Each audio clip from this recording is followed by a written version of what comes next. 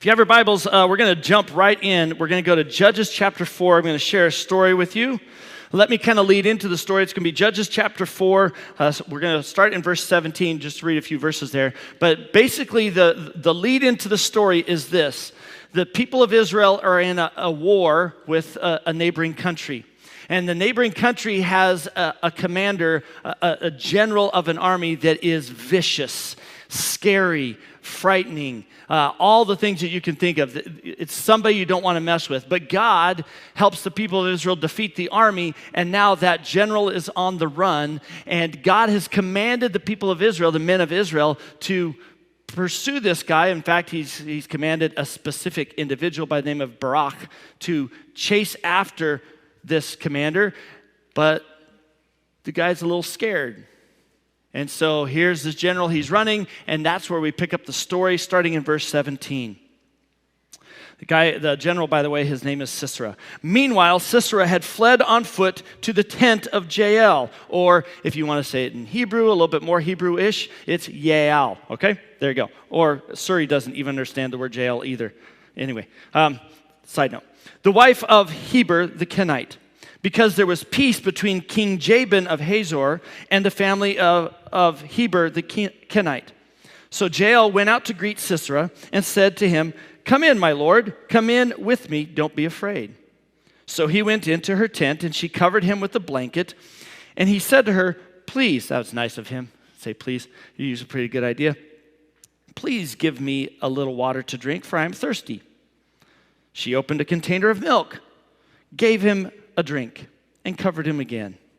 Then he said to her, "Stand at the entrance to the tent," a little more commanding. "If a man comes and asks you, 'Is there a man here?' say no." So while he was sleeping from exhaustion, Heber's wife Jael took a tent peg, grabbed a hammer, and went silently to Sisera. She hammered the peg into his temple and drove it to the ground, and he died. Happy Mother's Day.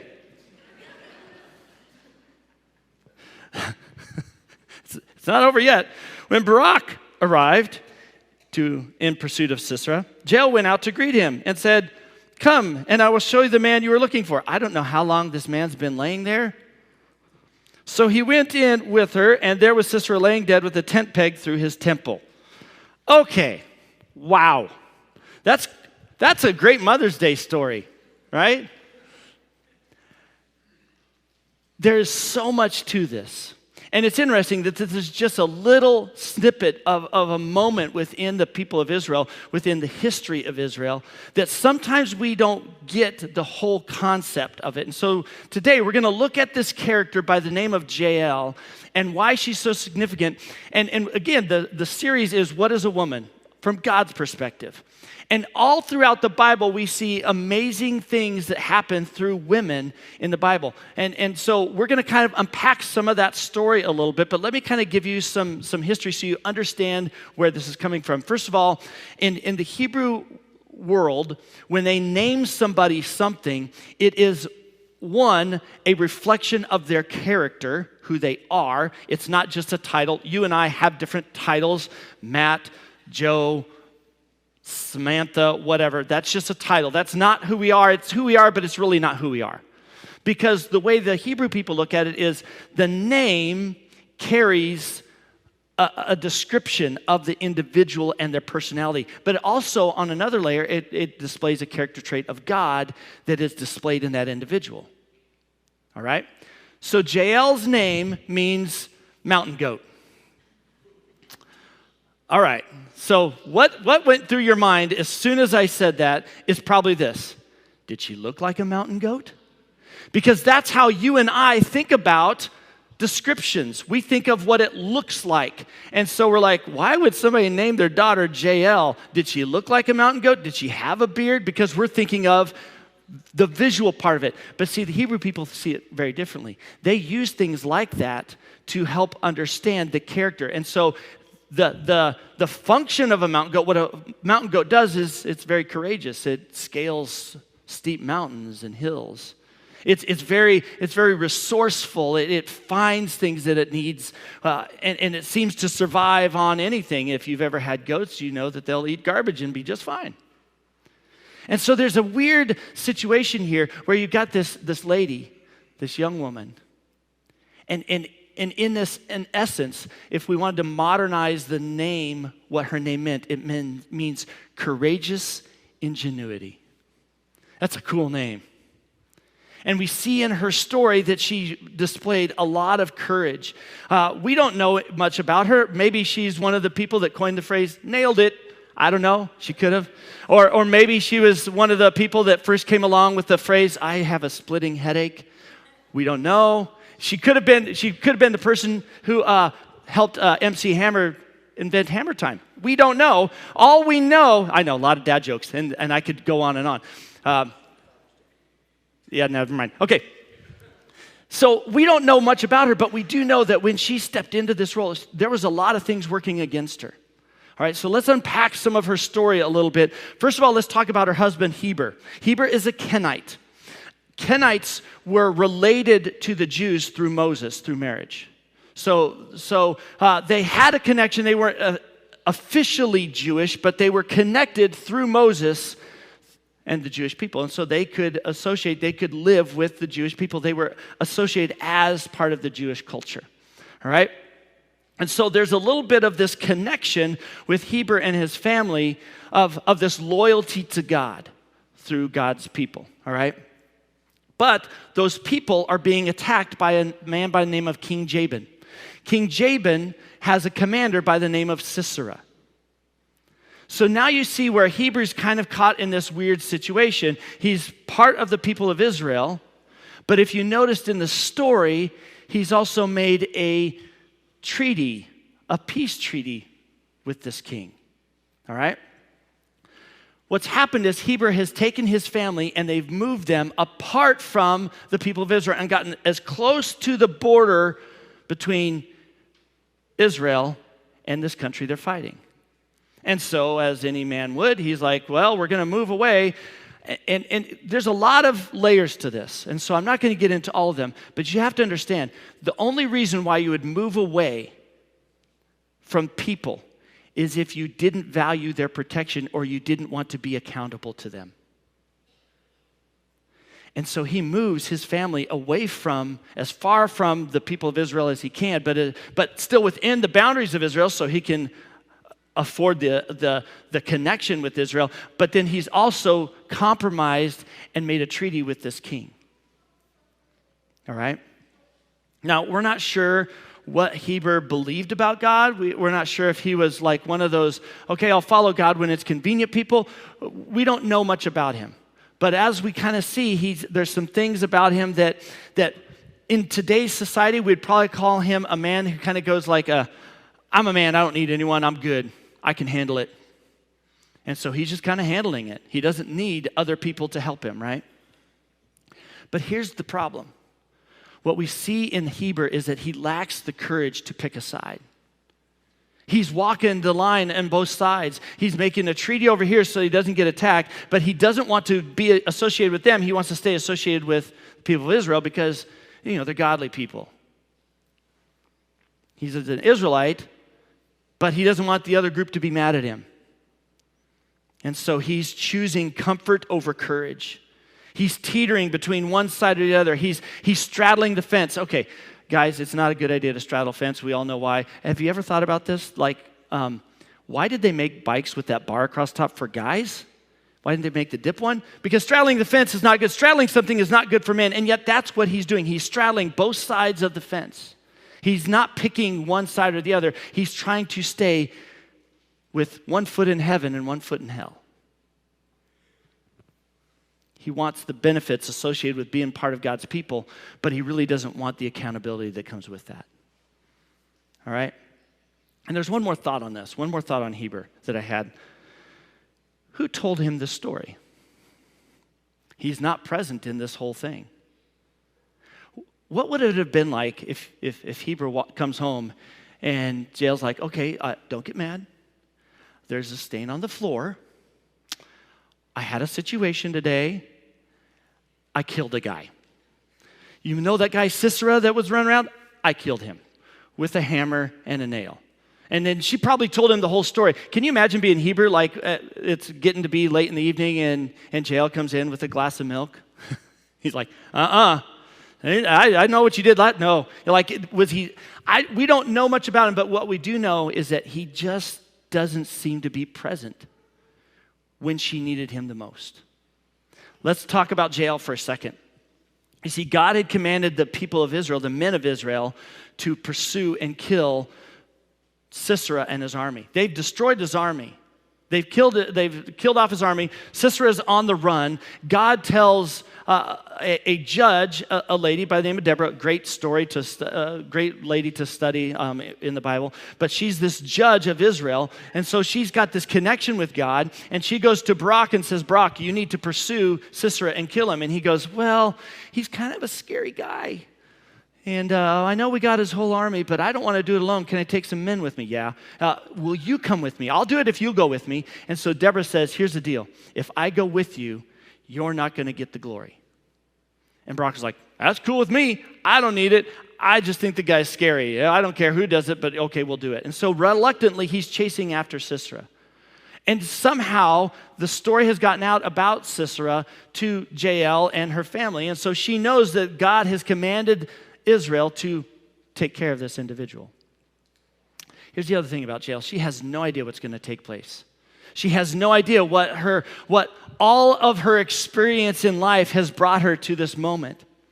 All right? But what we see in this story is that God has set her up with the perfect abilities, with a certain set of skills to take care of the situation in a way that none of the men were ready or willing to. But here's her problem. She's got two significant, substantial limitations.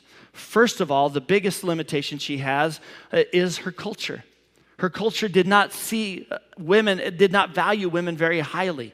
I know we talked about, we've touched on the idea of Deborah, and we're not going to get into that, but for the most part, women in this culture were not valued at all. In fact, they were a little bit more than just a piece of property. They were there for the pleasure of their husbands, whatever their husband wanted. They were there to raise the kids, and they were there to make sure the house was clean and there was food made. That was their responsibility, basically. They weren't any good for anything else but that. And so she's got a culture that's working against her. But what we see in her story is that she utilizes the culture that God had put her in. As in the culture, she was supposed to be a good hostess.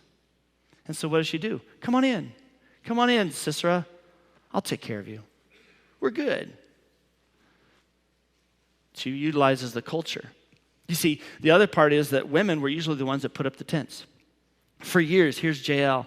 And every time Heber decides to move, or there's a storm coming, and they've got to pack stuff up and move to a safer location, or they run out of water for their sheep or whatever, they've got to move. And so every time she's got to pack up the tent, and then she's got to go set it back up and drive the tent, hammer the tent stakes down so that the tent is secure while her husband's off doing whatever he's supposed to do. She's doing that time after time after time after time, and finally, she has a moment where it all makes sense. You don't need to use a whole lot of imagination right now because it gets creepy and weird. But look back at the story. She sneaks up on him and she drives a tent stake through his head. Like, it's not like he laid there the first hit and like, ow, that kind of hurt. She does it like blow, boom, and it's done. And then she's got to hold it. And then, like, there's a whole lot of things that come into play in this whole scenario that God has prepared her for. Second, she's got her circumstances. Her circumstances are a limitation. Her husband isn't around. We don't know where he's at in the story. He may have had other responsibilities. He's not with the army because it would have been stated in the story that he was off with the men in the army. He was part of the army pursuing Sisera. But he's not. He's not in that moment. He's nowhere to be found. He's not there to protect his wife. He's not there to take care of her. A couple weeks ago, we had a situation happen. A guy backed into a gas meter, and my wife loves telling the story, so you can hear it from her later. I'm going to shorten it and give you the good part of it where I was involved. But me and my dad are playing golf, and I get a phone call that somebody's ran in the meter, and Lori's at the house. Long story short, I keep sending a message, hey, do you need us to come home? Hey, do you want us to come to the house?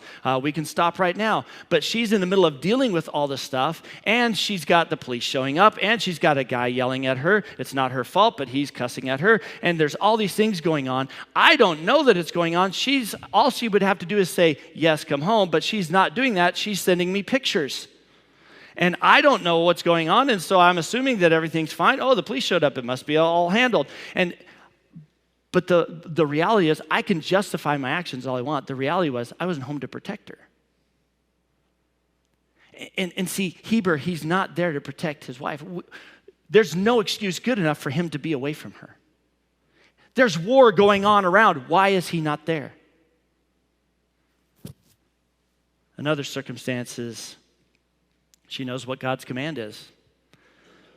She knows what it means. She knows what's going to, as she sees Sisera, she knows that whatever's going to happen next is not going to be easy. The responsibility to kill him was not hers. It was the men. They were commanded to do it. But they're not doing it. And so she's got this situation where, on one hand, her husband isn't there. Here comes this guy, Sisera. She's got to figure out what to do. She knows what God's command is, but everything is working against her. How can just simple, loving Jael accomplish what needs to be accomplished? And so she's thinking about the whole thing, and she realizes that if she is the one to kill Sisera, it's her and her husband's reputation and life that is in danger. Because the king is going to hear who killed this man. What's her husband going to think? She's now made his life very difficult. She has created drama in his life. She's probably thinking of all those things, right? And in this moment, she decides to obey God. She decides to obey God and his commands over her comfort, over what everything was telling her she should or shouldn't do. And here's the thing. I think we've all kind of experienced this, that it's always a foolish choice. It's always a foolish choice when we choose to obey something lesser than God and what he says. It's always a bad idea. And so she's got this hard decision, this hard moment. And she also understands that hard doesn't always mean bad, but it's always for my good. And so in this moment, as hard and as difficult of a situation it is, she steps back from it and she goes, I know that what I'm about to do is not going to be easy. But I have to obey God and deal with the consequences, and it will be for my good no matter what. And I think sometimes in our Western culture, we think hard is bad. So we try to make things easy for ourselves and for our family and for our kids, and we try to protect them, and we try to back them up. When a teacher gives them an F, it's not the kid's fault, it's the teacher's fault. Teacher's a bad teacher, and we agree with that because we want to make it easy for our kids. But we got to understand that sometimes hard isn't bad. But hard is always for our good. God allows hard things to happen in our lives, and it's always for our good. And she sees that. She doesn't see herself as a victim of her culture or her circumstances. She doesn't go, well, I'm just a lonely old wife and I can't do this stuff. My husband wouldn't be happy. She looks at the culture and she looks at what her limitations in her circumstances, and she goes, I'm a child of God, and I'm going to do what God called me to do. She did what men were afraid to do. And so oftentimes when we look at stories like that, so that's the story of Jael, and oftentimes when we look at stories like that, we start trying to connect ourselves to the story, which is a good idea because what we see is Jael possessed certain character traits from God that all women are given in one fashion or another, because that's how God has made them. But we as guys can also learn some stuff. So let me kind of just give some takeaways for the guys. For those of you men who want to be leaders, who want to lead your family well, who want to be respected, who want to be seen as men that are trustworthy, that are responsible. For those of you who want to be godly men, let me give you a couple of things real quick. First of all, and this is, I know some of this feels like a little bit of a stretch, but let's kind of look at Heber for a minute. Heber never steps up. Barak never steps up. Godly men step up. Godly men do what God has called them to do, no matter what the consequences are. You see, here's the problem. If we don't step up to fulfill the roles and responsibilities that God has given us, then somebody else or something else will step up. If you don't lead and serve your family, your wife will, or something else will. If you don't protect your family, your wife will have to, or something else will be relied on, or another entity or another group of people are going to be left to do that.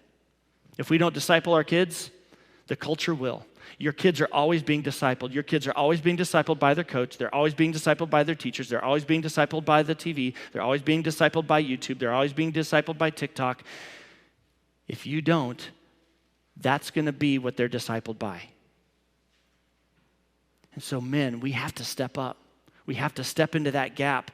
We have to be willing to do what we are called to do, what we are given the responsibility to do. And you can look through all of God's word and you can see where God calls men to step up and lead their family well. Second, godly men don't straddle between obeying God and caving to the culture. Don't be a Heber.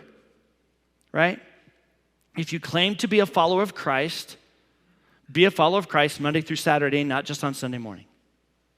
If you claim to be a follower of Jesus and believe in his word and trust what his word says, then practice that at your job, in your home.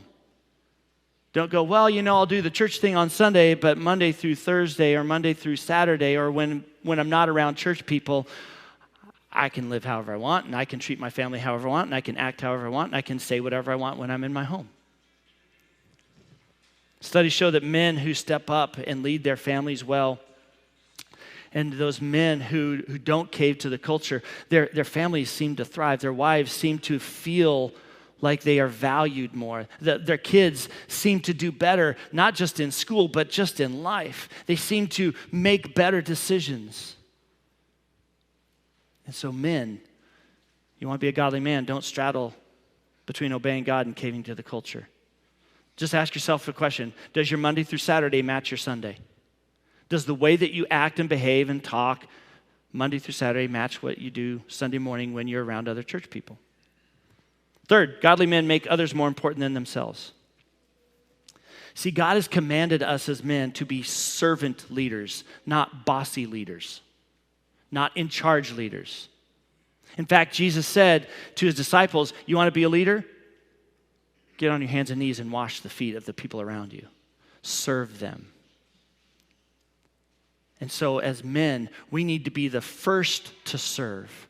We need to be the first to help, the first to do the dirty stuff, the first to step into those spots where we can wash other people's feet. The question is, are you washing other people's feet, or are you really good at getting somebody else to do that for you?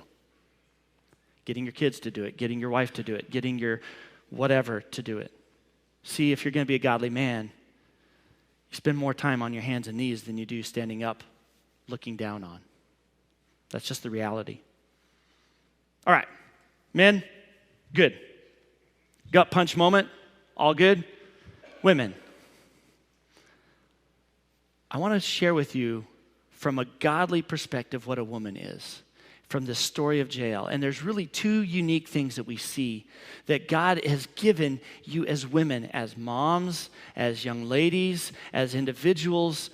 Regardless of what your spot is, as a female, God has given you inherent DNA abilities that are godly ones that you probably apply without even knowing it. because this is how God has made you. So let me give you two quick things. First of all, God has made you with tenacious resourcefulness. Think about your mothers or the women in your life, how they have shown up to be just tenaciously resourceful. They figure things out. They step into those gaps when there's a gap. If something can't be done, they figure out how to get it done. You see, what we have to understand is that that you as ladies are not limited by your culture. You're not limited by the culture around you, whatever the culture looks like, whether it's just the community or whether it's the culture at large. God has this unique ability to do a lot with a little.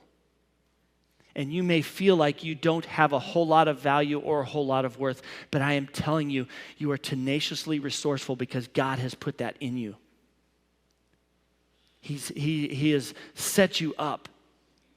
God has given you exactly what you need. He's been preparing you for whatever you are going to face today, tomorrow, the next day. Do you think when God made Eve that he didn't know that there are going to be times when men don't step up when they should?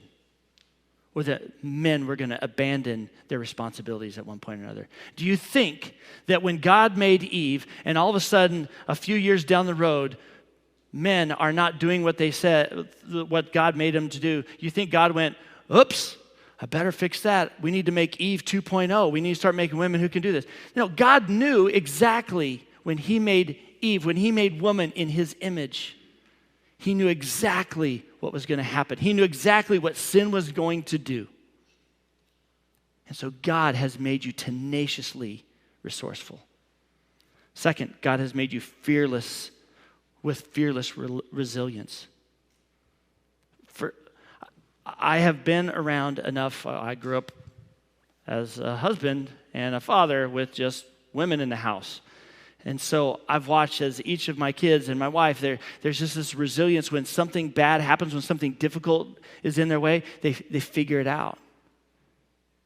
And many times there's this fearlessness behind it. You see, you're not limited by your circumstances. Process it this way. Is God limited by your circumstances?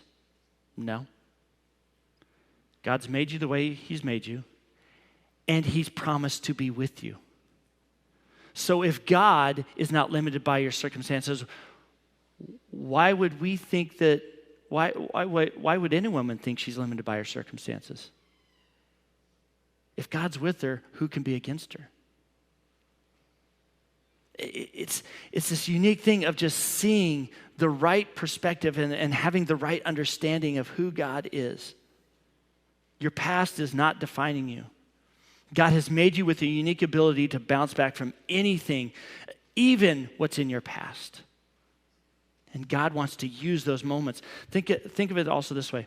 In Ephesians, it says that you are God's masterpiece. And sometimes a masterpiece, before it's finished, looks kind of messy, looks kind of discombobulated, doesn't look quite right. But it says that you're God's masterpiece.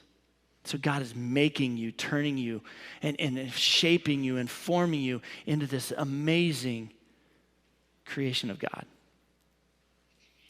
So because of that, you can trust God no matter what. Because whatever comes next, whatever your circumstances, whatever your culture, whatever it is, it's not too big. It's not too much. You can overcome it. He's never going to leave you. He loves you more than you can imagine. He is always in control. He knows what's best for you. You can trust him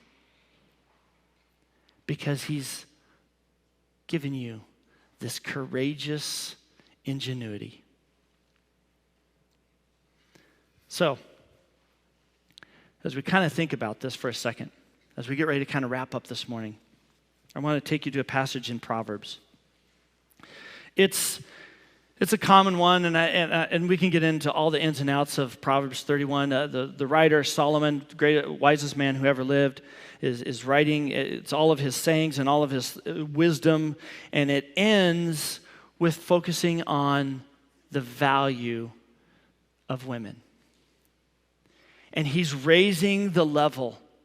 Now, in how he behaved and what his culture expected, it doesn't look like he valued women that much. But in his wisdom and in his understanding, he's beginning to realize some things. And so he writes out, he explains who women are according to God. And he ends with this. I'm not going to read the whole thing. I'm just going to read just 2 verses. Verse 29, it says, many women have done noble deeds, but you surpass them all. Charm is deceptive and beauty is fleeting, but a woman who fears the Lord will be praised. There's something about a woman who is trying to be a godly woman, who's fearing God.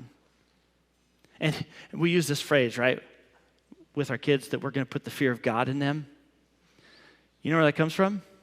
Because some women who feared God wanted their kids to understand how much they feared God. And so women, you're made to do great things. You're made to do great things. Why? Because women are God-designed with courageous ingenuity. You have been given these unique abilities. And every single one of you is different, but there's some things that are the same in every single woman. It's the stuff that God says, when he formed Eve, he said, this is what I want a woman to be. Because man is not complete enough. It's not good enough. Man is not good enough on his own. He cannot do some things.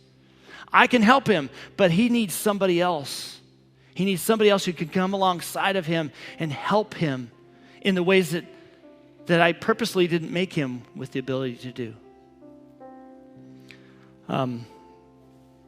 We named our daughter, our second to youngest daughter, Sarah Jael. We were wrestling with names, and we wanted to name all our kids' Bible names. And so we liked the name Jael, and we liked what it meant, but we thought, well, that's kind of a weird name. Let's not give her that as her first name. And then when she gets older, she can decide if she wants that, use that one, or she can do Sarah. So we named her baby Sarah. Unfortunately, our daughter Naomi, our second oldest, was not even 2 years old, and she didn't hear words quickly, and she said words too quickly. And so instead of saying baby Sarah, which is what we called her, she called her baby ass. And so Lori and I, in our parenting wisdom as young parents, we said, okay, well, let's not call her that. Let's call her Jael, baby Jael. And so Naomi called her as baby Al. Better than the other one, right? Well, that name kind of stuck. And what we prayed for Jael is that she would have this courageous ingenuity, that when life got difficult, she would be stubborn for God. And it was cool watching her as she's grown up over the years. And there's moments when there's been compromise, but there's this one moment. She loved playing softball. And as she got into high school, she decided she wanted to try playing on a travel ball team. She got invited to be a part of a travel ball team. She wasn't getting a whole lot of playing time as a freshman. And so she thought, well, maybe this will make me better. So she gets on this travel team. They're not traveling really far. It's not super expensive for us, but it's just enough for her to get better. And so she's working at it. And as a sophomore, she doesn't play very much. And then she plays on the high school team, doesn't play very much. And then she gets to the travel team, and it's junior, doesn't play very much. Senior, doesn't play very much. And so we're kind of going, like, what's going on with her? But all the time, she's sitting on the bench and she's cheering for her teammates. And then it comes the senior day, where the seniors on the team are going to be honored in front of the crowd that's at the game. And Abby walks up. And if you know Abby, she does not like being in front of people. She does not like talking in front of people. She doesn't like crowds. But she steps up. And she talks about how her sister has encouraged her and shown her how Jesus loves people. You got to understand, this team is not a Christian team at all. Most people in the team would not even associate being a Christian. In fact, they would be anti-Christian.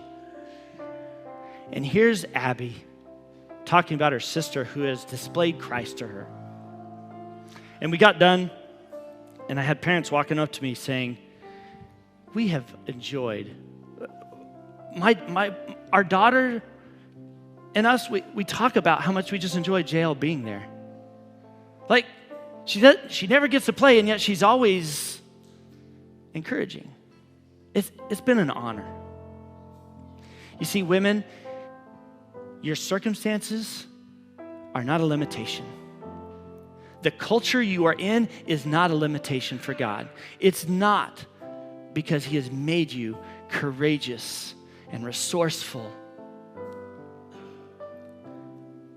And I look forward to seeing how women will continue to step up and be the women that God has made them to be in spite of their circumstances, in spite of their culture.